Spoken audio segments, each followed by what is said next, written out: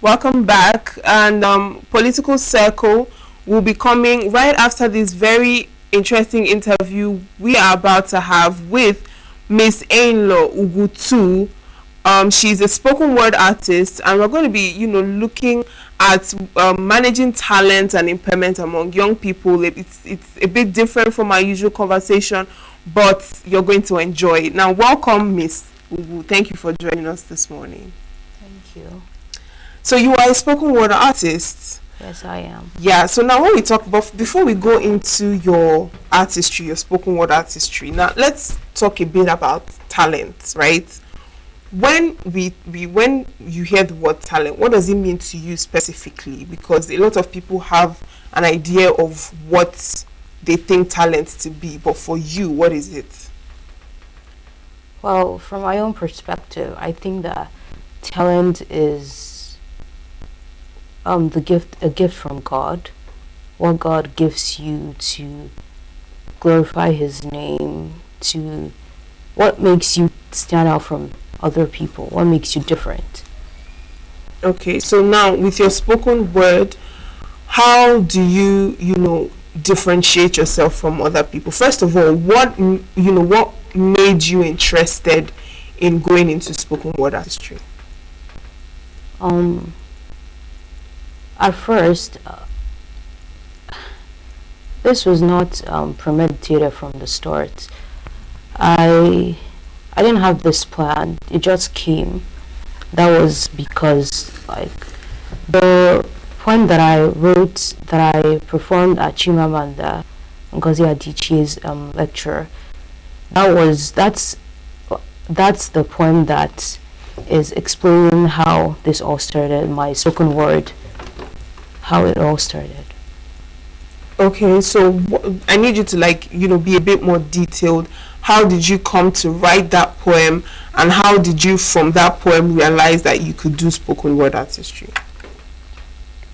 Well, that is not the first poem that I've written.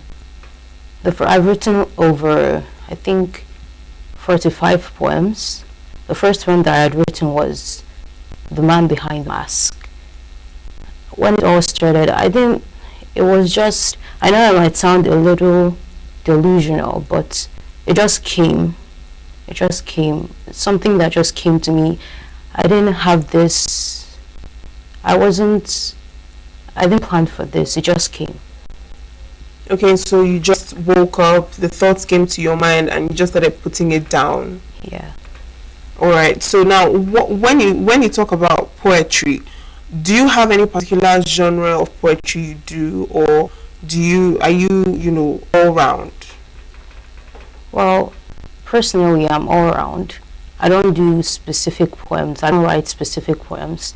It can be about anything in the world, even the most useless thing that someone would take as nothing. It can be about anything. Okay, so now looking at when we talk about impairment, we know that in our society it's not supposed to be, but the society we find ourselves kind of sets people with impairment apart from others. So how does that make you feel, and how has that influenced your writing or your art? Well, ever since this started, I never liked it. I never liked my problem. I never liked it. In fact, being around visually impaired people, I was always irritated. I was always angry. And to be honest, I realized that at this point in my life, this visual impairment has really helped me a lot, because it has made me to think well. It has made me to articulate a lot of things well. I don't have time for things that are irrelevant. I don't have time to think about things that are not important. I think that's everything. Being impaired just makes you see the world differently, I think. Yeah, but I know that it doesn't always start out like that. At first, it wasn't always like this, you hadn't gotten to this point where you feel like it has helped you in a lot of ways. So how was that like for you? It was horrible. I hated myself. A lot of things happened, even when I would be walking and then I would fall, or a lot of things would happen. I would just be angry, go inside. There were a lot of things that happened. In fact, I started even regretting my entire existence. But when spoken word came, it just helped me a lot. A lot of things that I was feeling, a lot of things that were going on in my mind, I was able to write them down through spoken word, and then my voice could be heard. Okay, now let's look at what internal battles do people with, especially impaired creatives, because you are a creative being a spoken word artist. So now what internal battles do people like you face that, you know, the world or people around you don't see or can't understand? Okay. I think for visually impaired people it's different. You might perceive the world differently. But from my own perspective, when you walk into a room, the way people treat you, the way you feel, people take you that you cannot do anything. You're less of a human being. And currently, I'm in law. I'm in the faculty of law. I'm currently a 100 level student. And we are 6 visually impaired people. There are 5 boys, and I'm the only girl. So it just makes me feel bad, because we need people's help to do everything, to go to class, to move around, to survive, to do every single thing. So it just makes me feel bad, because you walk into a room, people tend to say, oh, she's visually impaired, she can't do anything, she's not like other people, she needs people's help. And if there's anything that I hate more than anything in this world, is pity. I hate people pitying for me. I hate people saying, what a pity, it's the devil's plan, this is what he has done. It just makes me feel bad. And then I don't know how to make that feel, so I just started writing spoken word. I guess that will make me different, but as long as this visual impairment is there, the pity will always be there. Yeah. So now how do you navigate that, you know, that whole, because already you've said that people have this thing where they pity you even though you don't want it, and it just happens and it makes you feel some type of way. When you find yourself in spaces where people treat you like this, how do you navigate, you know, how do you navigate that and just handle the situation? Initially, before I became a law student, when people pity for me and when people say sorry, I tend to get angry a lot. My twin sister knows that, even my mom. Okay. They know that I get angry a lot when people pity for me, when people say sorry. I don't like it. For me, I feel that when you walk into a room, there is a presence that you should carry. How can you walk into a room and not get noticed? But in my case, it's different, because when you walk into a room, people pity for you. People say, oh, she's visually impaired, she can't do anything, she's less of a human being. I mean, out of sight doesn't mean out of sense. It just makes me feel bad. So when I entered law, I guess law made me think differently.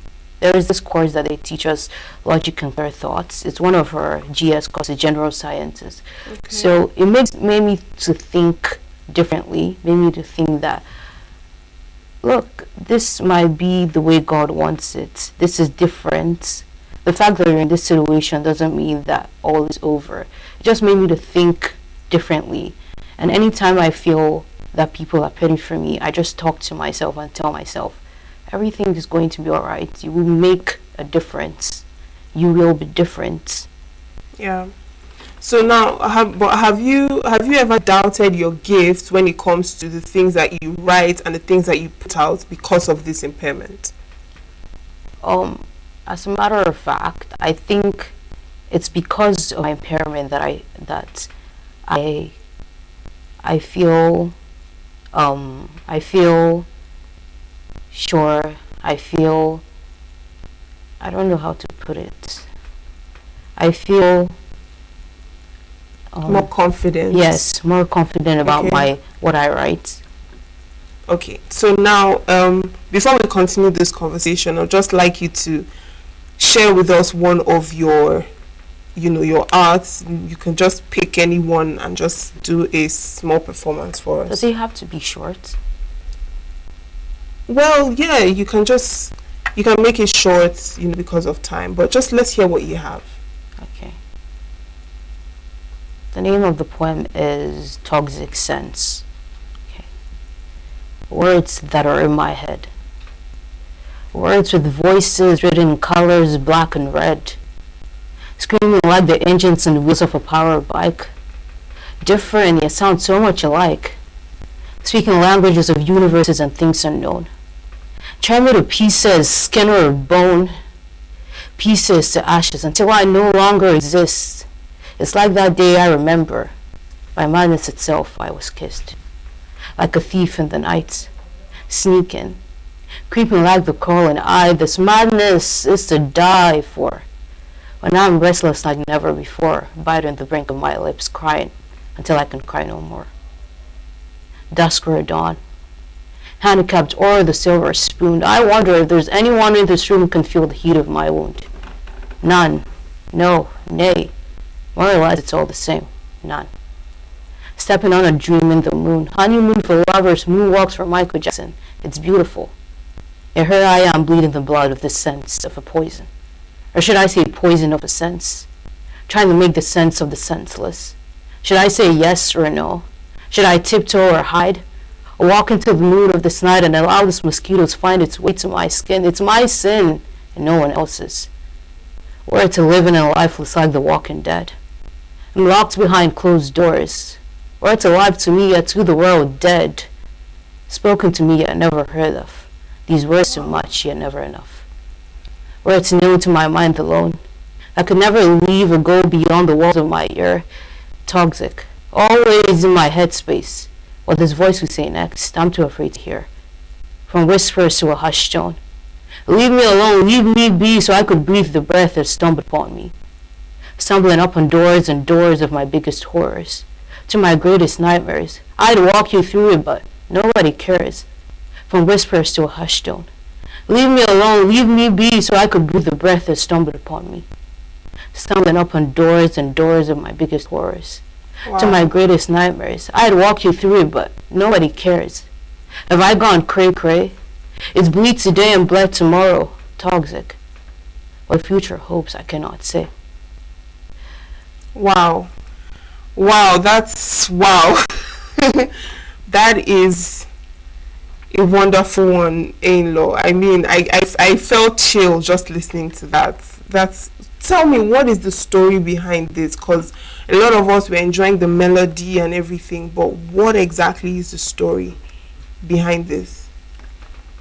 Well, as the name implies, it's toxic sense.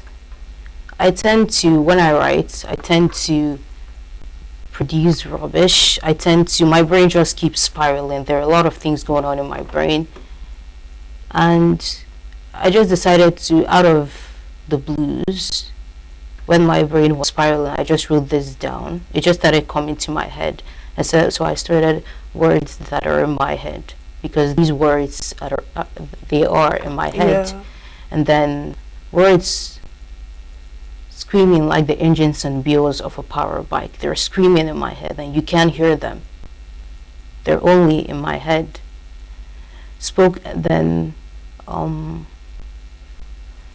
Tear me to pieces, skin or bone.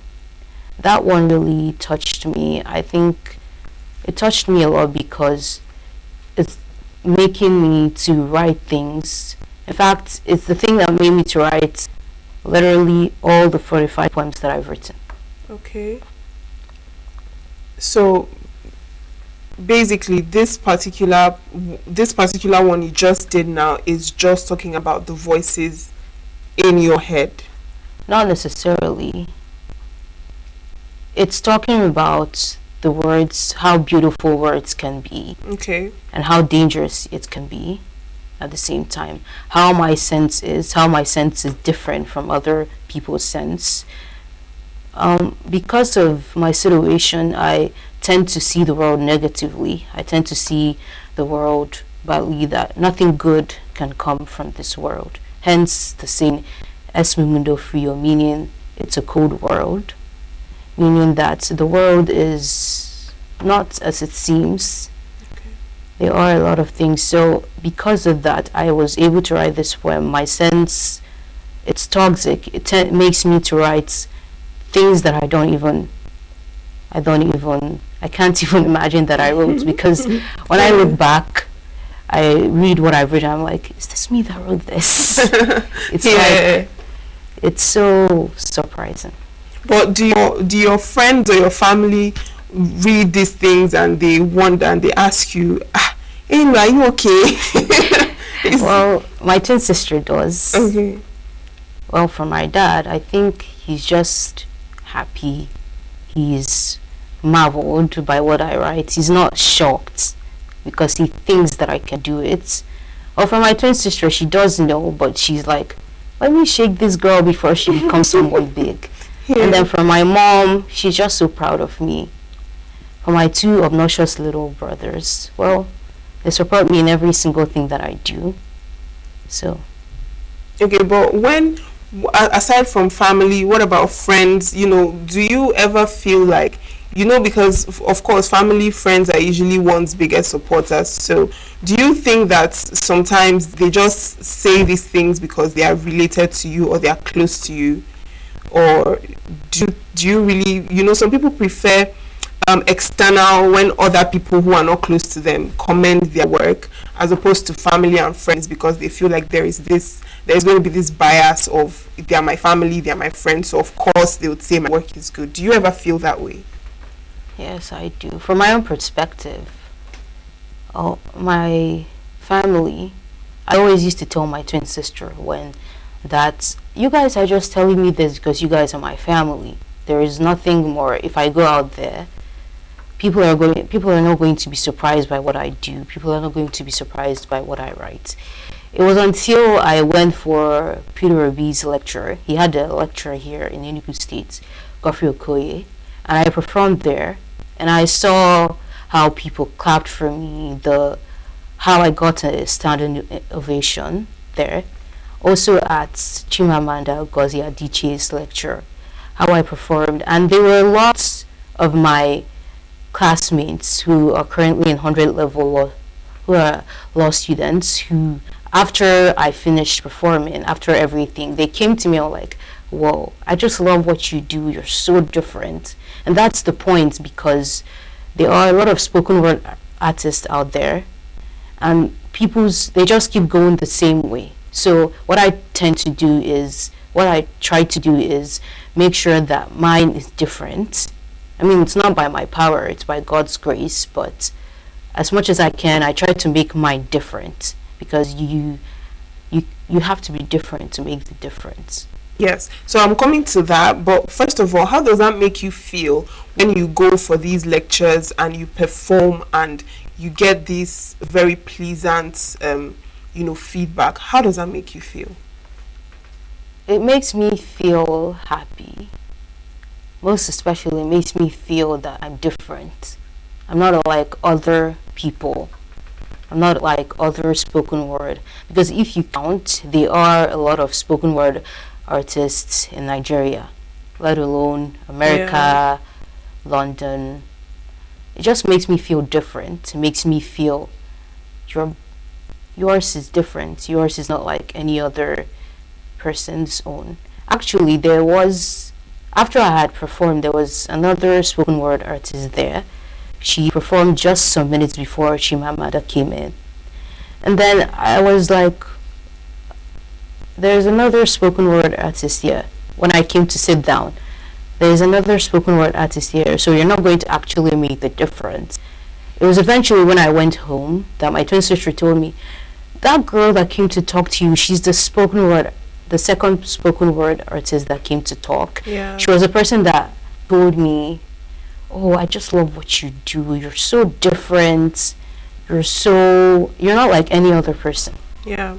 All right. Now you've mentioned, being different and trying to make your work different from what other spoken word artists do. Now, is there anything that you do differently when it comes to your writing or your writing style or how you come up with ideas that you feel makes you different from other people?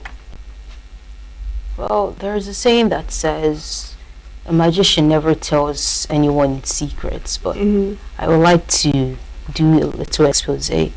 I tend to put Latin maxims in what I write. Okay. I tend to make sure that when I'm performing, there's this emotions added to it. I tend to make you feel what I'm feeling at the same time. I tend to create a mental picture. I want to make you feel you're feeling the same thing that I'm feeling. You know what I'm talking about. That's what I tend to do. When I'm writing, I try to make my own different from others. Make sure that I add a lot of things that you don't even imagine. Movies, Latin maxims, adages, a lot of things. Okay. Earlier on I asked about what kind of spoken word you do, but you say you do, your spoken word is cuts across all forms. So do you think that spoken word can be used as a tool for social awareness and maybe some sort of change, particularly when it comes to impairment and also inclusion? Well, personally, I don't want my spoken words to be specifically about impairment. Let people not say, oh, she's a visually impaired person, so she's writing about impairment.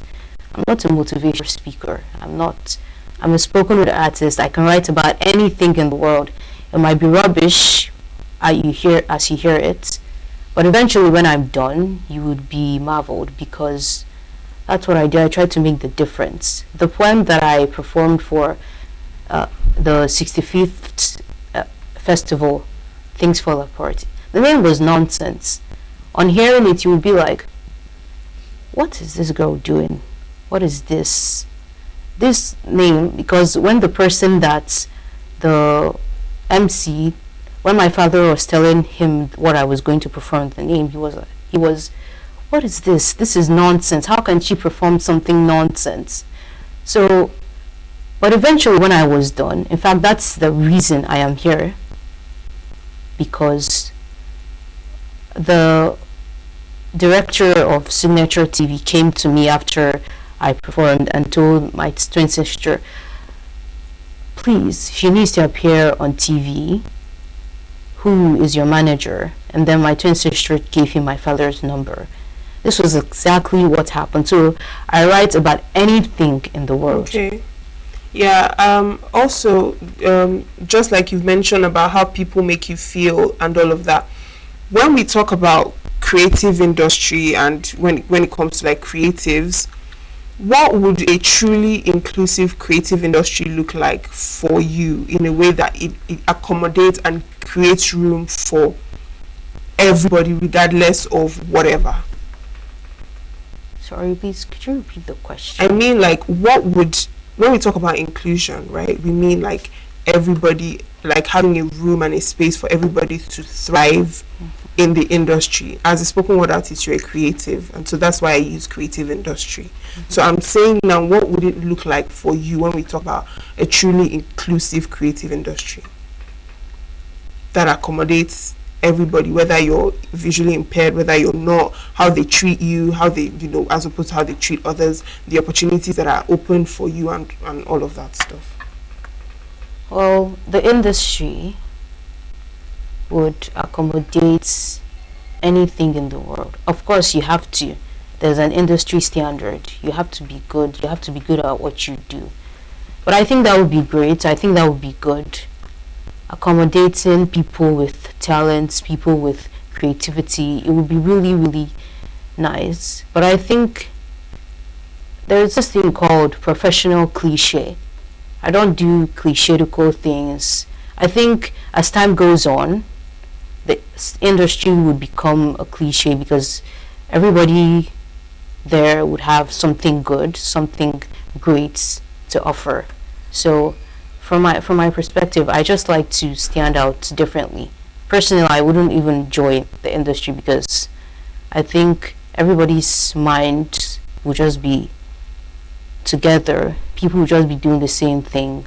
So from my own perspective, I wouldn't join the industry. Okay, so you'd rather just be an independent person doing your own thing as opposed to aligning with any industry or being a part of any group of spoken word people, spoken word artists. When I first entered university, I was coming from home because my mother, she didn't think that I can do it. Yeah. Okay. She felt that I need to stay at home because she cannot survive. But when she came to school, she saw other visually impaired people there. They were doing it on their own. They were in hostels. So she talked to one of them and the person said that she can do it. Take it from me, ma. She can do it. Look at me, I'm a chef. I do a lot of things. So she can do it. So the main reason I went to the hostel is to become independent, to be on my own, to stand firmly. Because in this world, there are a lot of things that are going to happen that always stand against you. So the main reason I came into the hostel is to be independent. So personally, I love to be independent. I would not like to be part of any group of spoken word artists. I just like to be my own person. All right. Now, finally, before we let you go, I'm sure that someone with some sort of visual impairment may be watching this and hearing you speak. The person, of course, a lot of people are going to be inspired.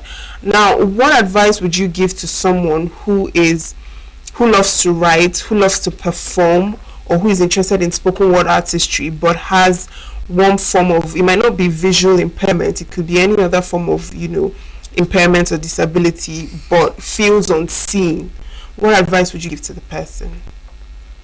My advice is 2 words. Do you. Do you. When I started this spoken word, I wasn't sure how it was going to go. I wasn't sure what I was going to do, how I was going to be heard. In fact, me coming to that 65th festival of Things Fall Apart, yeah. I didn't even want to come, personally. But it was my twin sister, my dad, who cajoled me into coming. So my advice to them is just to do what they think is right, because it's not everybody that says, I'm going to ride a Mercedes-Benz, that will ride a Mercedes-Benz. So if I tell you I should follow my footsteps, yeah, I would be being hysterical. I would be cheating you. I would just tell you, I would just be an imposter. I would be telling you the right thing to do. From my own perspective, I think that they should just do what they think is right. And most importantly, they should ask God for help. That's a lovely one, Miss Ainlo Ugutu. Thank you so much. Actually, it's Ainlo, not Ainlo. Yes. Okay, sorry. Ainlo Ugu. All right, thank you so much. I personally love that performance of yours. I just wish I could listen to you all day. I love that. That was so lovely. Thank you so much for this lovely conversation. Thank you. And thank you for, staying with us. I hope you enjoyed the conversation as much as I did. And coming up next is Political Circle with Dr. Luke Mbo.